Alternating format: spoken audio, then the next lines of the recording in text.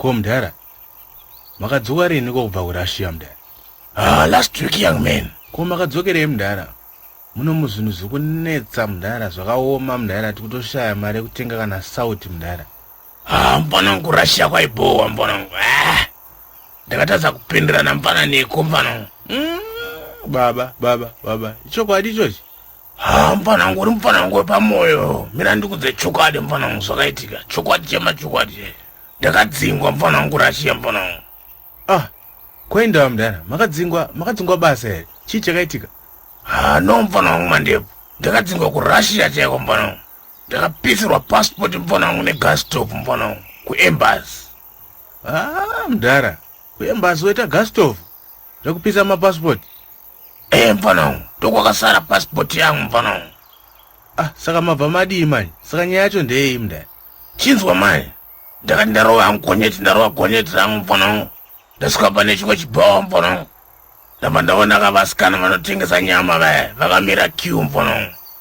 Muti mudhara, kanotengesa nyama kaigocha maRussian here? Aiwa, zvokubhadhara nezvi. Ndabva ndasarudza kangu mfanangu kandaida kekunosombonya mfanangu. Zvokubhadhara nezvi. Apa English akagone mfanangu. Apa inati gone chiRussian ka.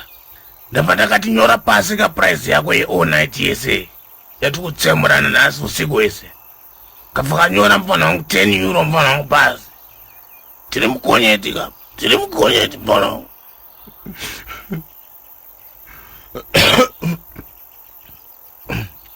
Sorry mudhara, nyatsotora nguva yenyu kundiudza nyaya yenyu mudhara. Sorry mudhara. Mfanangu, ndaruwa bebe 25 rounds usiku wese mfanangu. Takumuka mfanangu makuseni.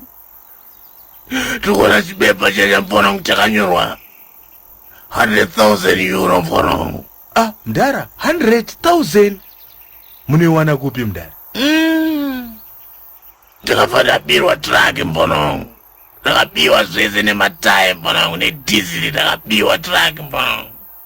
Chidazori kubatwa nepolisi mfanangu zvakanzi rape mfanangu.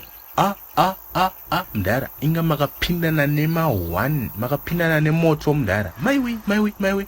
Saka madhamu makati chii manje mudhara? Madhamu ndakatodza ndiudzokera next week mfanangu pandinotiza kuenda kuBrazil mfanangu. Why would we act so surprised? Yeah, in on the life, yeah, in on the life, yeah, in on the life. Why would we act so surprised? Yeah, in on the life.